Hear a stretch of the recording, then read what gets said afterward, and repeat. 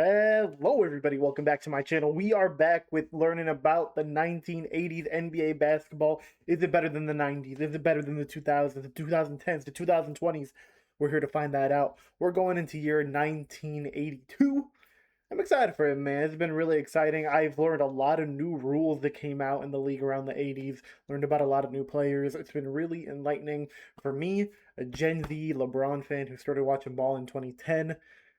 Yeah, man. The 80s are way better than I actually thought they were. Way better than people nowadays pretend like the 80s was. So let's get back into it, man, and learn about 1982. And Gallatin gets Come on. Hustle by Russell. Here goes Marvin. The hustle by Russell sounds so beautiful. I bet you they said that a lot for the rhyming.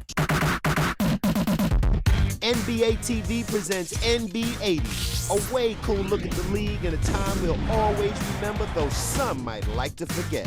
Could you get away with that now? No. Afro, sideburns, yellow pants, plaid pants, whatever they were. But no one can deny that the hoops will fly. And you don't call them, you say, your mama.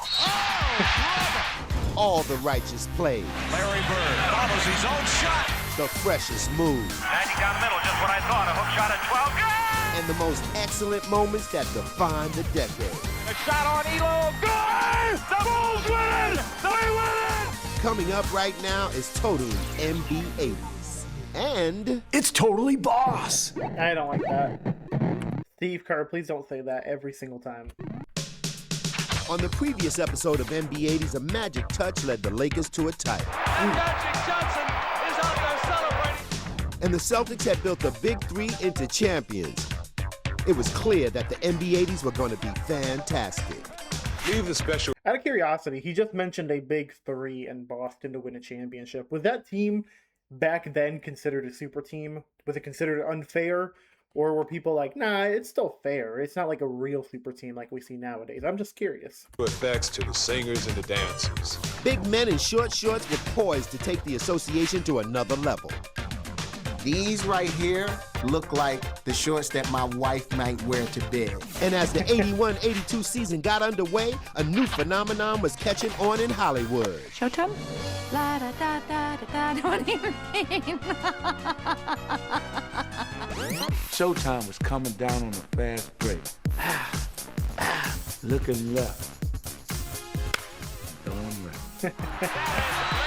I feel like there's a good Magic Johnson meme of him doing that, like the throwing it behind his back. But I don't think it's this video. I think there's a different meme about it. Left. Going right.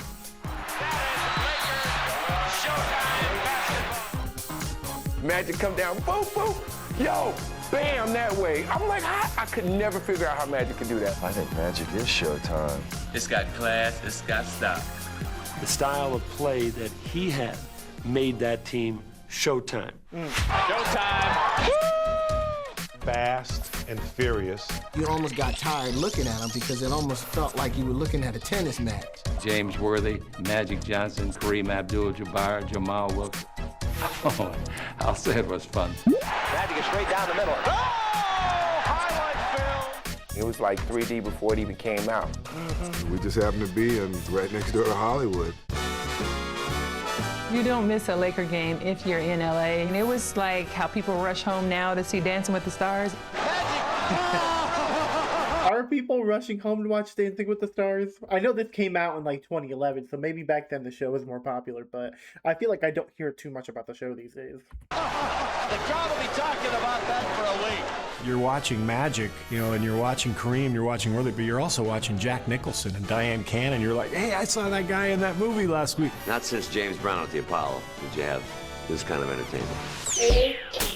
As if there wasn't enough flair on the court, Showtime got even more style from the man calling the shots on the sideline. Pat Riley. Italian suits and the smell of leather comes to mind. Pat Riley's always been the smoothest and the coolest. He may have been one of those guys that had 50 of the same suits hanging in his closet because it looked like he had the same one on every night. First dude to ever make me want to wear a tailor suit. Come on now. I was of the Sonny Bono look back in the early 70s. Dang. One day in 1978 or 79, didn't do anything but comb my hair straight back. How about that, Riley? Yeah, I guess I didn't realize Pat Riley coached all those Magic Johnson Kareem teams. I didn't realize he was the coach from 81 to 90. That's kind of cool, man. That's kind of cool. I wish I had slick hair too. That's what I wanted to do. I wanted to comb it back. It wouldn't lift. Ah! Ah! Come on, PR in the building. Pat Riley was the coach that I dressed well. Wow. And three-time coach of the year. Who's got the most coach of the years? That's a lot. NBA most coach of years. I bet you Phil Jackson has a few. 3 head coaches have the record, winning it 3 times. Don Nelson, Pat Riley, Greg Popovich. Why? How is Phil Jackson not on here more? The man won 6 championships with the Bulls and then 5 with the Lakers. And the man couldn't even get more than 2? How many did he even get? What? I gotta find out. How many Phil Jackson coach of years? 1 time. 11-time champion as a head coach.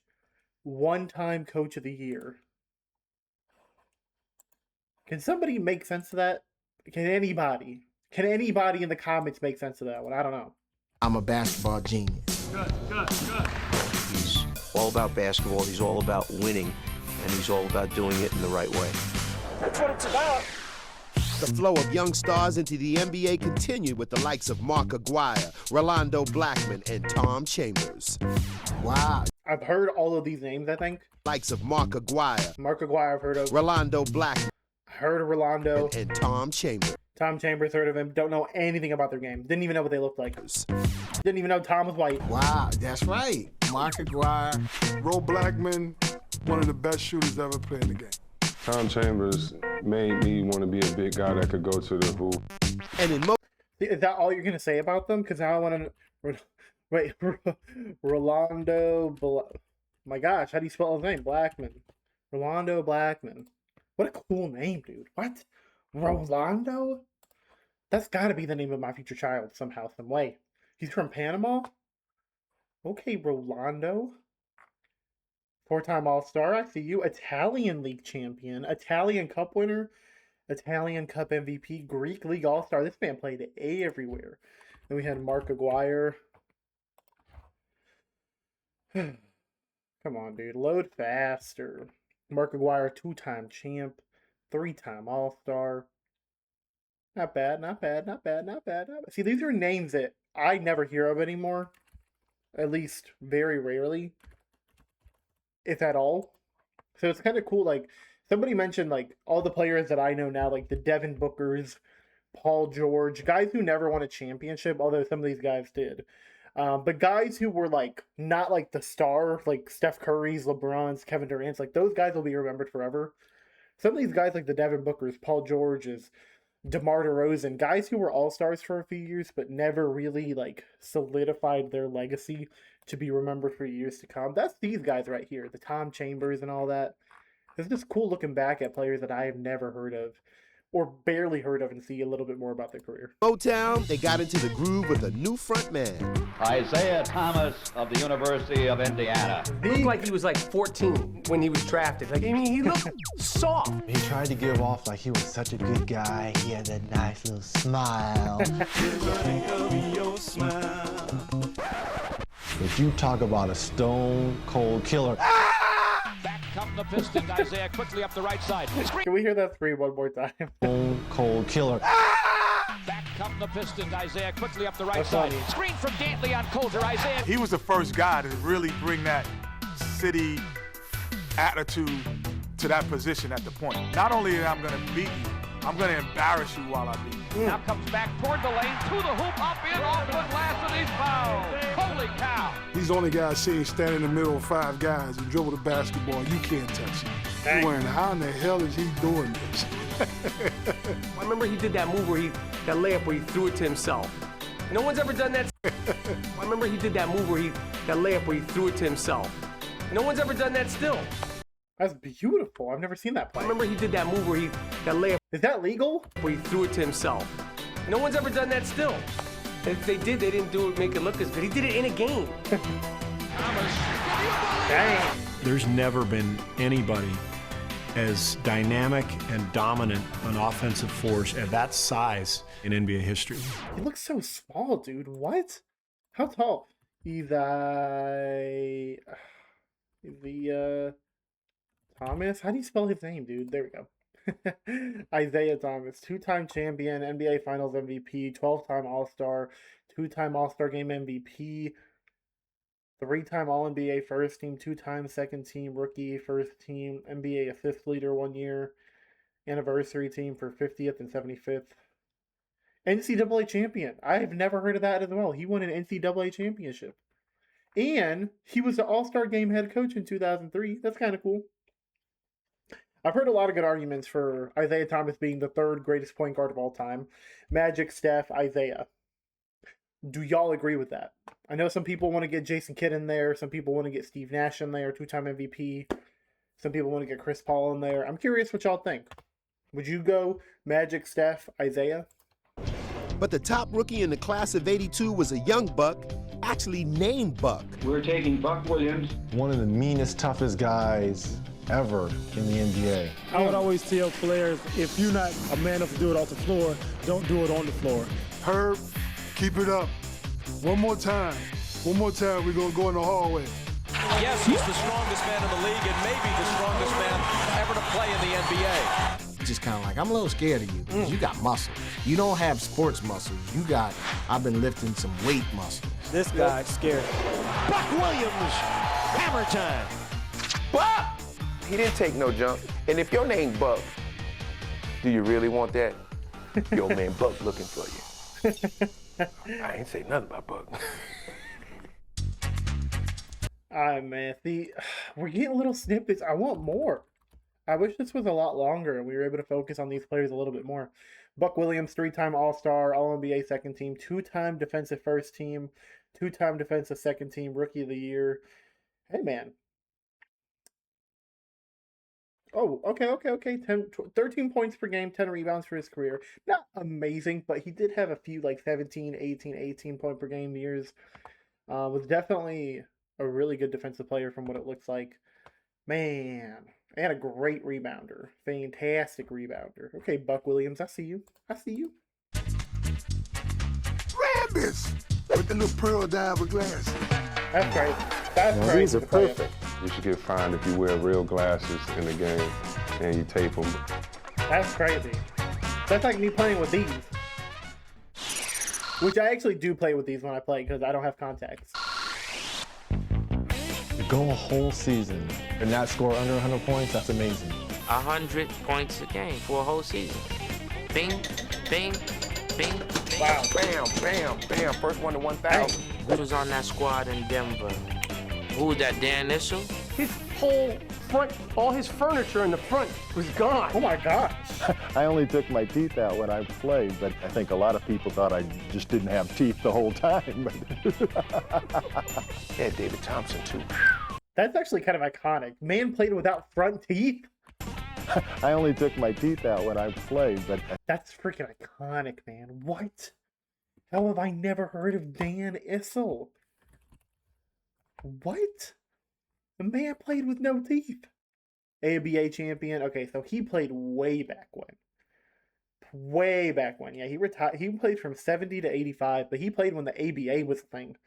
Way before the NBA. Only one-time All-Star. I'm sorry. One-time NBA All-Star, six-time ABA All-Star. See, I don't know anything about the ABA stuff. That stuff I get confused about.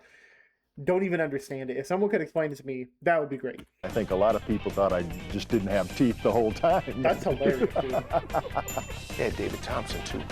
My nickname was the Skywalker. Of course, I had the 44-inch vertical leap. Man, this man was out here playing as a Skywalker with no three-point line. Of course, I had the 44-inch vertical. Where's the three-point line at? Vertical leap. That's a good dunk. Kiki Vanderway. Oh my God. He scores it in one of them. I've heard of Kiki just because his name is fun. I don't know anything about him though. Kiki Vanderway. Great name. No, it's English. Look at English. Turned around by English. We still had a little bit of that ABA in us, where we got up and down the court. They're playing at altitude. Wow. and they basically said, we are going to run you until you can't breathe anymore. That's cool. And your chest is burning. Cats are like, time out. Oh! Denver, you could say, could run up some scores. Dang. Okay, I guess the scoring output back then was a lot larger than the 90s and the 2000s, huh? Because I hear a lot about like, ooh, the three-point line ruined the NBA. Teams are scoring too much. Homie, they were scoring all that when the three-pointer was barely used. How is that possible? To run it up in Denver, the Nuggets were relying on altitude, but in Philly, the weapon of choice was Andrew Toney's attitude. Andrew Toney. He was vicious. In that first step, He would just blow by anybody. Yeah. He would jab step you, and then step back. Andrew Toney was bad. I just try to utilize my offensive ability to the utmost. Andrew Toney, a.k.a. the Boston Strangler. The Boston. I remember him just tearing the Celtics apart. Tony against Cool name. Bird. What a move. He loved to play against the Celtics. Andrew Toney over Maxwell. Basket counts and a foul. Andrew Toney. Feared Andrew Toney even more than Michael Jordan. Some people say that when he's on. Feared Andrew Toney even more than Michael Jordan? No way he was that cool. Andrew Toney. What? NBA. Oh, spoiler alert. He does win a champion, two-time All-Star. What was this man doing? He's averaging that year about 20 points per game. Shooting efficiently from the field. Not great from three, but I don't know most people were. He had a few good years there from three, though. Okay, Andrew Toney. He had a short career. He had a very short career. What happened? Injury or something? He retired at his 30th birthday because of physical problems with his feet. Yeah, man, people didn't know how to take care of their feet back then. On the mark, he's unstoppable. Oh, God. As the Boston Strangler was finishing off the Celtics in Game 7 of the conference finals, a rallying cry was born in Boston Garden. Was it LA sucks? Beat LA? Beat LA. Beat LA. You hear the crowd chanting to the Sixers? Beat LA. Beat LA, that's great. It was like the Boston fans and the Sixers united for a moment because the Boston fans were like, okay, we lost, and now we want you to beat LA. They had enough class to say, hey, we ain't so mad that y'all beat us, y'all just outplayed us this time. It truly made us feel good. That truly showed me a great deal of class. Respectful nature of the Boston fans. Haters everywhere. Even when they're not playing LA, just hate. While Andrew Toney became a cult figure with the Sixers, an unlikely hero was redefining the role in Los Angeles. Rabbits with the little pearl diver glasses. Now these are perfect. You should get fined if you wear real glasses in the game and you tape them. He was the total end of the spectrum from Showtime with the Lakers. Come on, guys, let's go snorkeling. Oh my gosh. He's good job. He wasn't a scorer. He was broccoli on a plate of beautiful food. You know, he's not even Superman. You got Clark Kent. That's amazing. What a hustle by Kurt Rambis. Kurt Rambis with the most amazing style I've ever seen in the game. His only job was to rebound the ball, don't shoot the ball. When you touch the ball, give it to someone else. The key to the fast break was Kurt Rambis. Kurt Rambis would get that ball in faster than anybody I've ever seen. Super play by Kurt. He knew Rambis wasn't giving him 30, but he knew Rambis was going to give him dirty. He wasn't the super duper Wasn't star. going to give him 30, but was going to give him dirty? But That's a Kurt bar. Rambis dove on the floor. He was reckless endangerment. Showtime needed that lunch pail guy, and he was it. He's like Dennis, kind of like Dennis Rodman. The second showdown in 3 seasons between the Sixers and the Lakers would produce the same old, same old. From the Spectrum in Philadelphia, this is it. The battle for the supremacy of basketball, the championship of the world. There's no greater way to give a face for sports unless you have a rivalry. He was a beast from the East, and he was the best from the West. High scoring, sparks flying again. And after that last tick, clock. 3, 2, 1. The Lakers are the world champions. Dang. I had one of the widest smiles that I've ever had in my life on my face. I finally done it. Hey, this is the happiest moment in my life right now. It's taken me 10 years to get here, and I'm finally here. Come here, boy. Yeah, I finally got one. That's awesome, dude. Well, we'll come back with 1983 tomorrow. That was a good one, man. I for some reason I thought Boston and Lakers met up in 82. See, now I'm tripping. 1982 NBA Finals. Let's check it out, dude. LA won 4-2. Year before, Boston won 4-2 versus Houston. The year before that, LA beat Philly. So LA beat Philly twice in the 80s, early in the 80s. Before that, it was Supersonics and Bullets. See, I don't know nothing about the 70s, dude. You're telling me Washington Bullets won something? Never knew the Washington team ever had ever won anything. But yeah, dude, Boston. So Magic won one, Larry won one, then Magic won one again. These guys are just going back and forth, dude. All right, man. Let me know if you got any more fun tidbits about the 1982 season. We'll get to 1983 tomorrow, but hey, man, this was a lot of fun, dude. A lot of fun learning about Kurt Rambis, Dan Easel, all these guys, man. It's been exciting. So hope you have a great day, night, whatever time of day it is for you. Hope you have a great day tomorrow. Wait, what did I just say? Hope all. Bye.